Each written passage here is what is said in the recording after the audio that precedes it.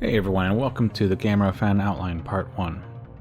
We start into a flashback. A giant vortex of the core's raging magma sets the surrounding as two giant men seem to be chasing a giant figure in the magma.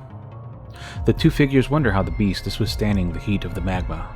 One points out that it's secreting a yellow substance around itself that is keeping it from burning.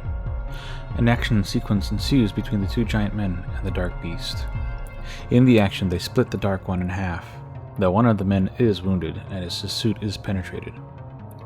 As he begins to die, as his body is sucked into the core, he grabbed the Dark One's motionless half, and the other half moved off into the distance to heal itself. He uses it to try to get the other to grab on. He whispers to him, saying to not save him and to leave him the body to create a new guardian. The wounded man is sucked into the vortex with a dismembered piece of the Gaios. He hears the other whispers what he was planning. He encloses himself and the half-corpse in a temporary bubble and pulls out a golden vial as the wounds were searing with smoke. He pours the vial onto the corpse, and he speaks as the body begins to warp. You have preyed on the children as Gaios, and now in justice, your new form, you will defend the children. I will give you my strength, and in time you will grow into a new guardian, Gamera. The other man heard this as he retreated. The dying man told him this Gamera will defeat Gaios. We zoom into the mesh of the vial, and the corpse bubbling and consuming the wounded man as it mixes and slows down into a dark egg. We pan back to the present. The events are around the time of Godzilla vs. Kong. The news reports of the fightings of the kaiju. A big movement occurs on Skull Island, and a man in a gray suit, who you see, is packing. He's looking for his briefcase and finds his keys. In his home are very ancient weapons on his wall. He exits as a car is there waiting for him. Two men in black suits take the man's luggage, but we don't see the man with the suitcase's face quite yet. He boards the small private jet in a temperate-looking area with lots of forestry around, no cities nearby. We then pan to the plane as it's in air. Another man on board speaks to the man in the gray suit. He asks if the time has arrived in Norse. Around him are women wearing tactical armor. He speaks to a tall woman in charge of the others.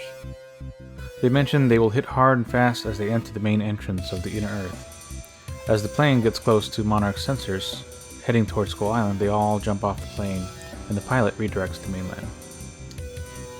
All but the man in the suit and the woman in the lead pull out a black parachute.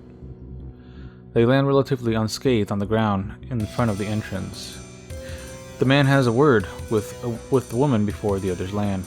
He says this is what they have been training for, to stick to the plan. It is here the man's face is revealed as Fenrir, aka Fruring.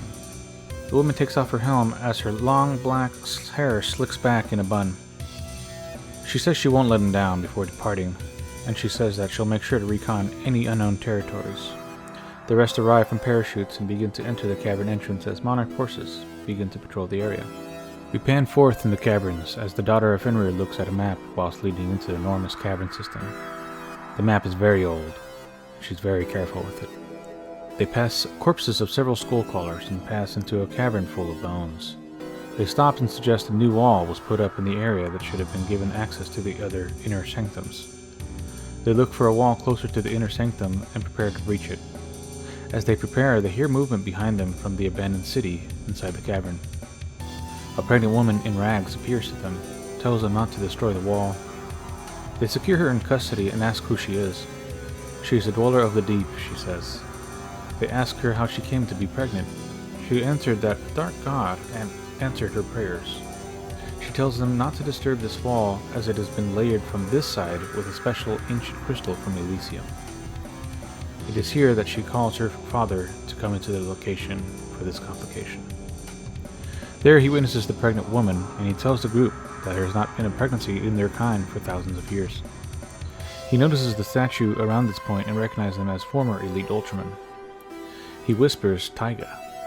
As the others continue to prepare demolition to the area, he halts them, as he sees a man in dark armor, looking just as surprised as they were, with several mercenaries with him to confront him. Though it is all a ploy, the dark-armored man focuses an attack to set off the charges. He succeeds as the cavern rumbles and the others retreat to a more secure area.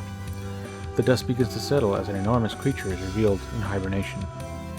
The pregnant woman begins to have contractions.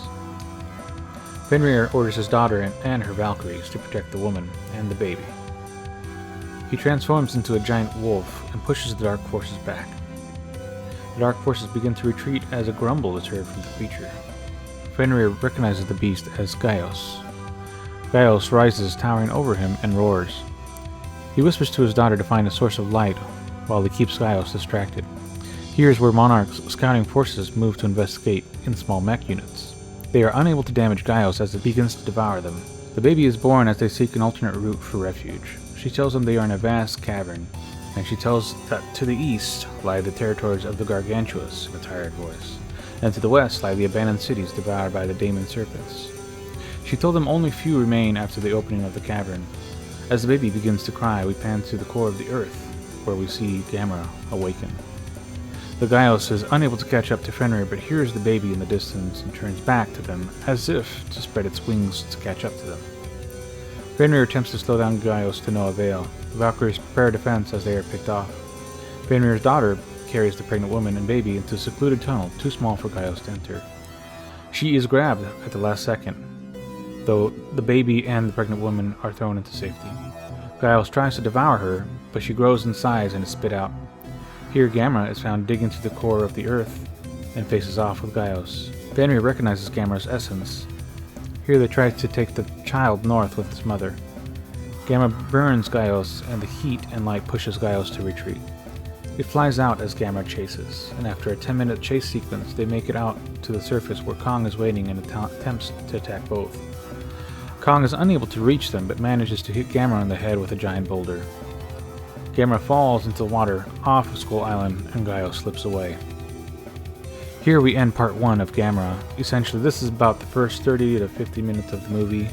Some author notes. I wanted to include more Ultraman lore in this, as we have planned so much more to include in all of these stories. Also, this story will lead up into Kong 2 fan outline, and what I have planned for Gamera is to switch the focus now to a human perspective in part 2. Do you like the direction and all the tie-ins from the Monsterverse crossovers? What would you change? Anywho, this is planned part 1 of 3 for Gamera. Stay tuned for the rest, and hopefully you enjoy it. Let me know in the comments what you think. This is Mike G out.